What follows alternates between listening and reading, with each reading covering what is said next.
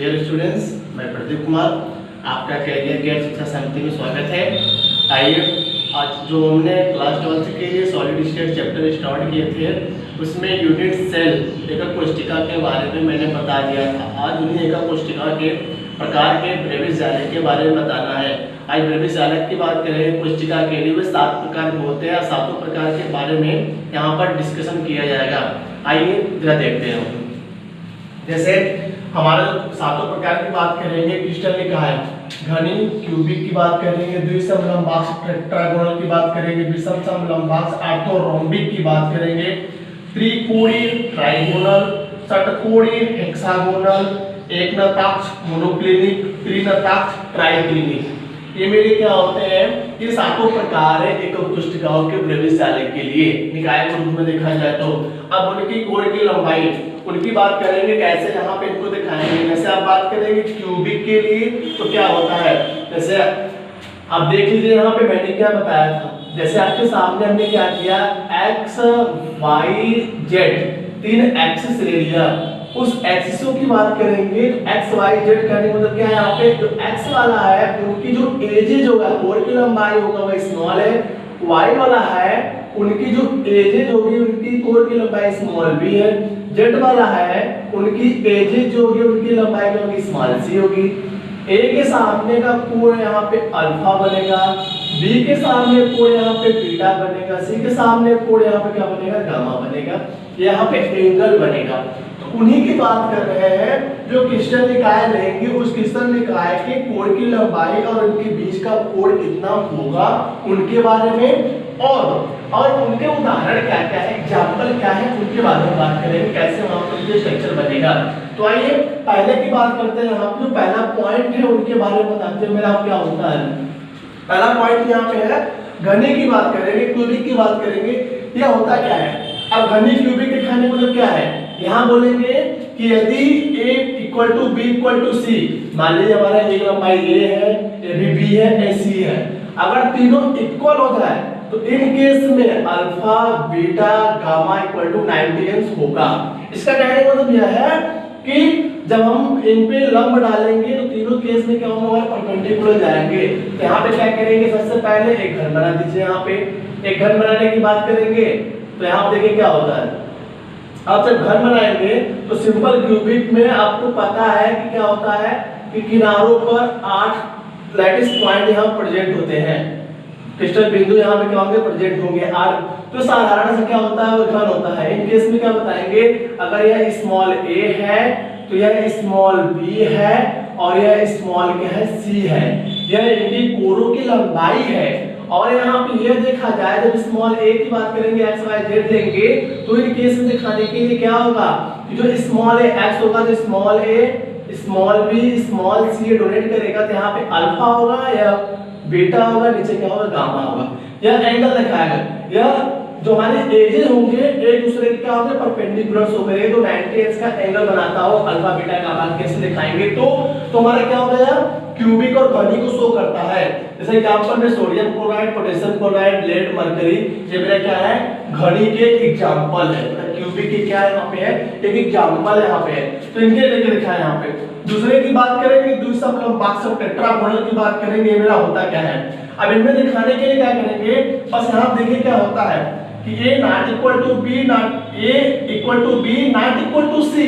इसका मतलब क्या है, a और b बराबर है, c बराबर नहीं है, मतलब छोटा यहाँ पे।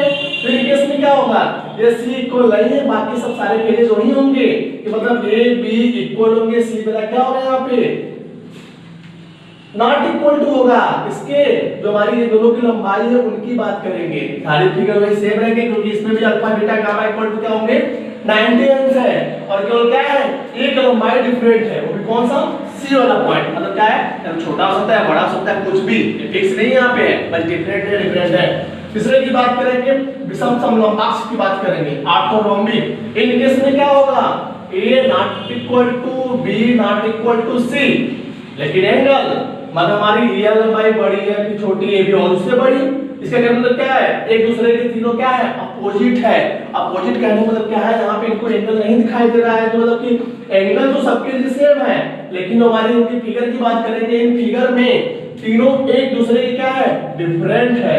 डिफरेंट मतलब उनके कोर की लंबाई की बात करेंगे, वह एक तीनों एक दूसरे का डिफरेंट शो करेगा, मतलब एक लंबाई एक दूसरे के बराबर नहीं होंगे। इन केस में तो उनकी फिगर फॉर्म ब्रॉड हो जाती है, क्योंकि ए भी इक्वल नहीं है, ए भी इक्वल नहीं है, ए भी इक्वल नहीं, तीनों इक्वल नहीं है, लेकिन एंगल 90 अंश है, एक दूसरे के परपेंडिकुलर है। परपेंडिकुलर मतलब जो लंबवत डालते हैं किसी लाइन पे, अगर उसमें सीधे लाइन गिरा दो बराबर क्या हो जाएगा, परपेंडिकुलर लंबवत की बात करेंगे। यह इनमें दिखाया गया। और आगे की बात करेंगे, चौथी की बात करेंगे, कहता है त्रिकोणीय ट्राइगोनल।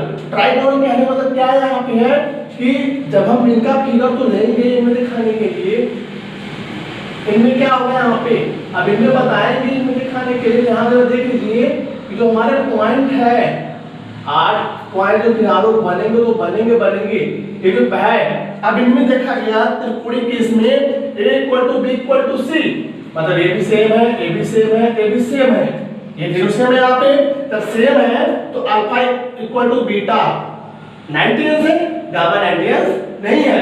मतलब हमारी जो यह एज है, यह एज से अल्फा हो गया, और ये की बात करेंगे यहाँ पे यह बीटा हो गया, अगर ये गामा हो गया तो यही एंगल क्या है मेरा, डिफरेंट है। बाकी सब क्या है यहाँ पे है, जो एजेस है मेरा यहाँ पे सेम है।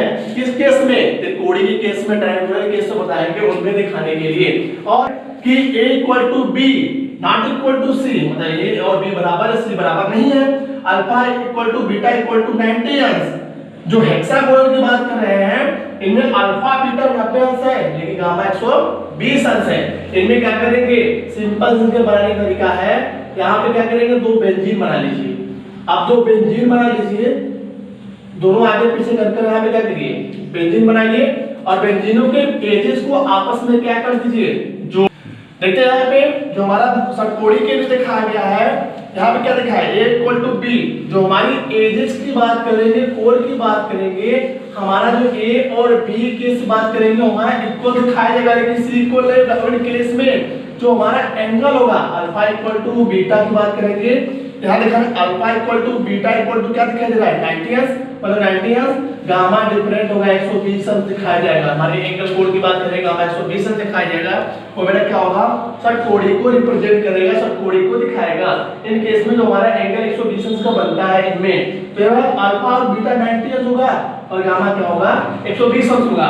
अगर यहाँ पे देखा जाएगा, अगर यहाँ पे आइए देखते हैं यहाँ पे alpha equal to beta equal to 90 अंश, इसका कहने मतलब क्या है, यहाँ पे है जो हमारी यह एंगल है 120 अंश, जो गामा को डिनोट कर रहा है। अल्फा बीटा कहने मतलब क्या है, अल्फा और बीटा मेरा क्या है, 90 अंश। इसी जगह हमारा 120 अंश यहाँ हो गया, 120 अंश यहाँ हो गया।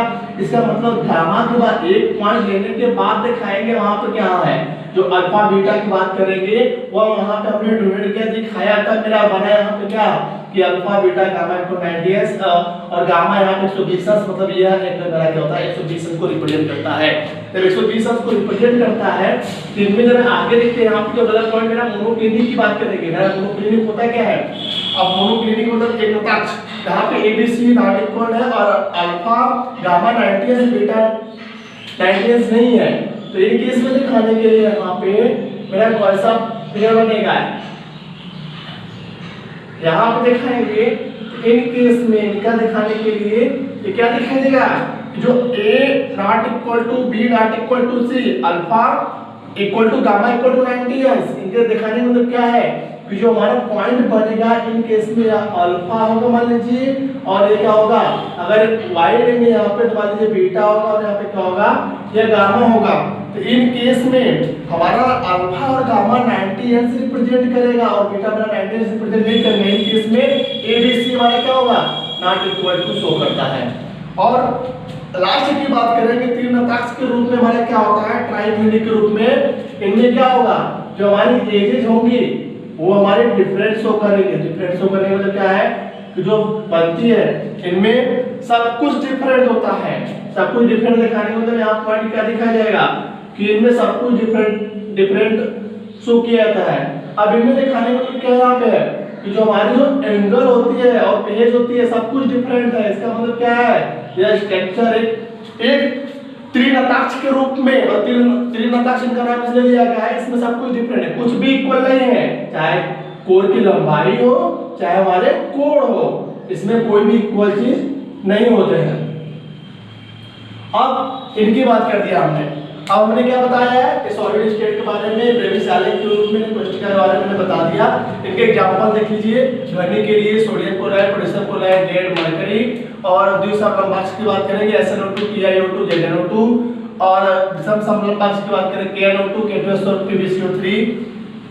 त्रिकोणी की बात करेंगे सोडियम नाइट्रेट, कैल्शियम सल्फेट। षटकोणी की बात करेंगे ZnCl, ग्रेफाइट, जिंक।